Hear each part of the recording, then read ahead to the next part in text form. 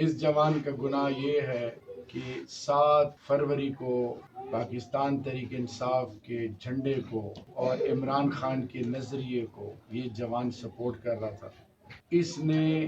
اس کا گناہ یہ تھا کہ حق کے لیے کھڑا ہوا اور اس کو گولی ماری گئی. اپنی طرف سے انہوں نے اس کو خدا نخواستہ ختم کر دیا، لیکن بچانے والا رب ہے. تاثر یہ کہ اب یہ ایم این اے بن گئے ہیں، ہمارا یہاں سے کینڈیڈیٹ جو ہے وزیر قانون بن گیا ہے، صوبے میں ہماری حکومت ہے، تو یہ شاید بدلہ لیں گے. لیکن سلام ہے ان کی حیا اور غیرت کو کہ ان کے بزرگوں میں ان کی ایک گھر کی ایک بزرگ عورت ہیں، انہوں نے خواب میں دیکھا، انہوں نے استخارہ بھی کیا اور انہوں نے ان کو معاف. یعنی اس کی مثال پاکستان کی تاریخ میں آج کے دور میں یہ وہ غیرت مند پاکستانی ہیں جو کچھ نہیں چاہتے، صرف پاکستان کی عزت اور پاکستان کے عوام کی عزت، انصاف. یہ چاہتے ہیں کہ ہر کسی کو ایک ترازو سے تولا جائے. یہ چاہتے ہیں ہم بھوکے پیاسے رہ لیں گے لیکن عزت پر سودے بازی نہیں. یہ چاہتے ہیں کہ یہاں کی ماؤں بہنوں کے فیصلے یہاں کے بزرگ کریں، یہاں کی ماؤں بہنوں کے فیصلے یہاں کی مائیں بہنیں کریں. یہ نہیں ہو سکتا کہ میری مسجدوں مدرسوں کے اور میری ماؤں بہنوں اور بزرگوں کے فیصلے اغیار کریں. یہ کہتے ہیں کہ ہمیں وہ پاکستان چاہیے جس میں لا الہ الا اللہ محمد رسول اللہ کا علم ہمیشہ قائم ہے. یہ چاہتے ہیں کہ یہاں پہ غریب اور امیر کی عزت میں کوئی فرق نہ ہو.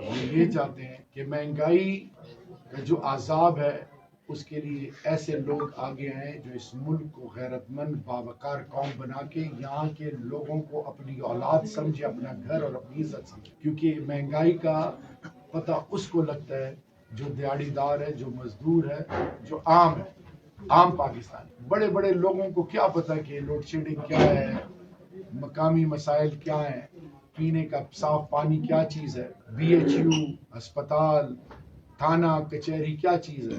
ان کو تو بیٹھے بیٹھے تمام فیصلے ان کی اپنی سوچ کے مطابق ہوتے ہیں. لیکن اب اس سوچ کی نفی کا عہد ہم نے کیا ہے اور پاکستانی قوم اور ان غیرت مند قوموں نے کیا ہے، ان لوگوں نے کیا ہے.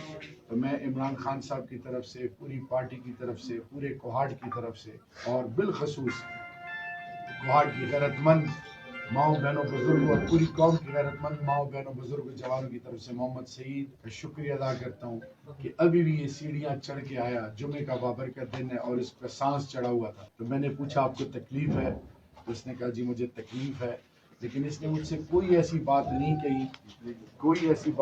کہی کہ مجھے اس نے یہ کہا کہ آپ نے میرا بدلہ لینا ہے، آپ نے یہ کرنا ہے، آپ نے وہ کرنا ہے.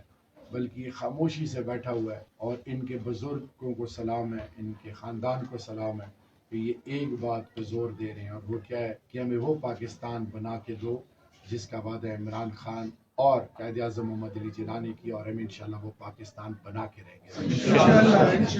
اور وہ ظالم، وہ لٹیرے جو میری قوم کے دشمن ہیں، وہ ادھر سے بھی سن لیں، ادھر سے بھی سن. قوم تمہیں انشاءاللہ عبرت کا نشان بنائے گی. اللہ ہم سب کا حامی ناصر ہو. انسانیت، پاکستان اور بالخصوص میرے بھائی کا پورا خاندان زندہ باد اور پائندہ باد. بسم اللہ الرحمن الرحیم. تمام تعریفیں رب اور رب کے محبوب کی ہیں. آئی جی صاحب، خیبر پختونخوا میں آپ سے مخاطب. محمد سعید ولد محمد حقیق، ان کو 7 فروری کو گولی لگی اور ان کا گناہ یہ تھا کہ یہ تحریک انصاف کو سپورٹ کر رہے تھے. ان کی غیرت کو دیکھیں کہ انہوں نے ان کو معاف کر دی. میں ان کی بیمار پرسی کے لیے آیا تھا اور جب میں جانے لگا تو ان کے بزرگوں نے مجھ سے ایک بات کی اور وہ بات میں آپ کے گوش گزار کرنا چاہتا ہوں. وہ یہ کہی کہ جو میرے بیٹے کے ساتھ ہوا ہم نے تو اللہ کی رضا کے لیے معاف کر دیا. انہوں نے کہا خدا کے لیے تھانے کو ٹھیک کریں، کیونکہ جو عام آدمیوں کے ساتھ تھانے میں ظلم ہو رہا ہے یہ نہیں ہونا چاہیے. آئی جی صاحب، آپ سے میں ایک پاکستانی ہونے کے ناطے، ایک صوبے کا ایک باسی ہونے کے ناطے، ایک اور ممبر آف دا پارلیمنٹ ہونے کے ناطے، اور علی امین گنڈا پور صاحب آپ میرے چیف منسٹر ہیں، ہم نے تھانہ کلچر ٹھیک کرنا ہے. ہم نے وہ تمام لوگ جو پولیس کے نام پہ دھبا ہیں، جو لوگوں کی عزتوں کو اچھالتے ہیں، جو گدھ بن کے لوگوں کی گوشتوں کو نوچتے ہیں، جو لوگوں کی عزتوں کا جنازہ نکالتے ہیں، ان ایس ایچ اوز کو اور وہ تمام ان کا جو عملہ ہے، چاہے اس میں ڈی ایس پی ملوث ہیں، چاہے ڈی پی او لیول کے آفیسر ملوث ہیں.